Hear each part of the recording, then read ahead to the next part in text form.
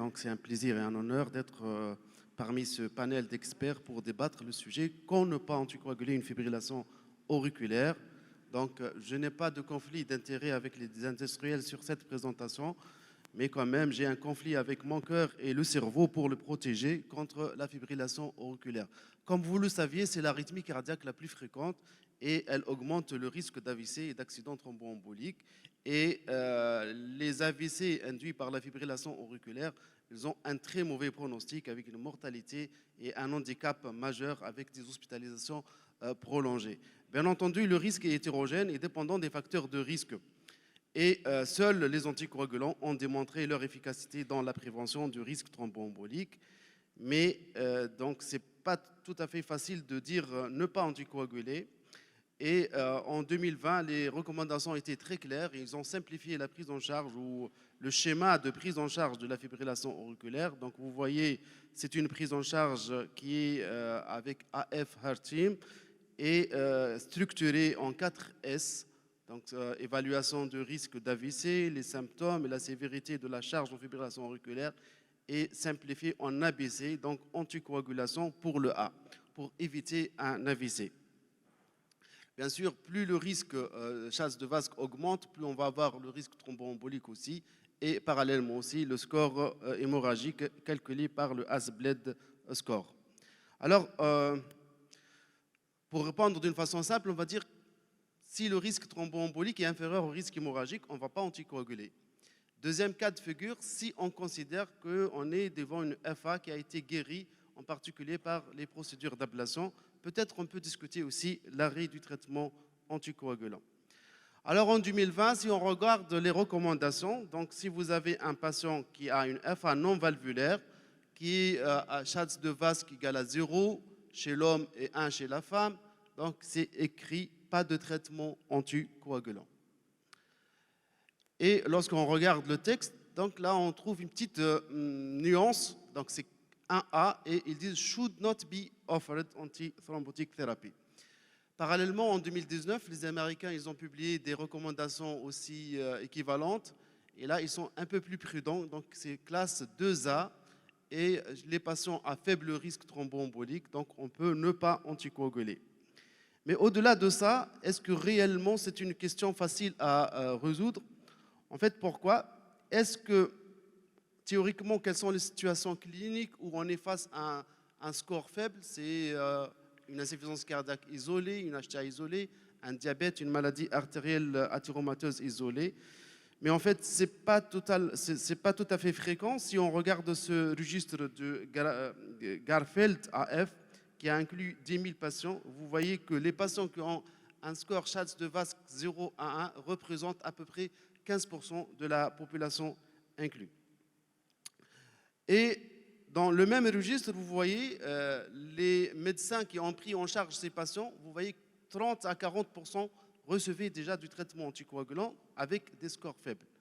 Vous imaginez que ces médecins ne sont pas sont totalement au courant des recommandations, donc ils continuent à prescrire un traitement anticoagulant devant des patients à risque faible et probablement il y a des raisons pour ça.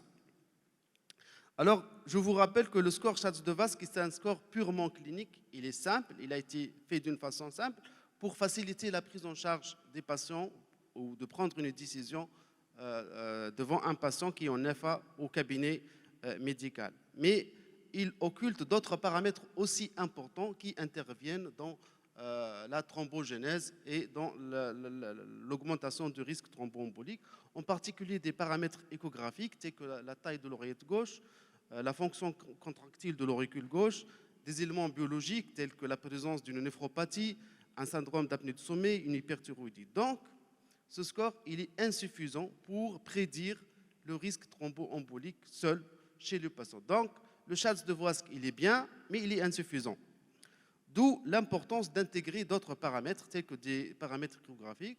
Et là, vous voyez, sur cette association, sur cette étude, lorsqu'on combine donc, les paramètres échographiques, vous voyez que le risque thromboembolique augmente forcément. Maintenant, si on va traiter ces patients, donc vous voyez cette méta-analyse par Grégory qui a été publiée en 2014. Et là, vous voyez, les patients qui ont un score Schatz de Vask égal à 0, lorsqu'ils recevaient un traitement à base d'antivitamine K, donc il n'y a pas de bénéfice.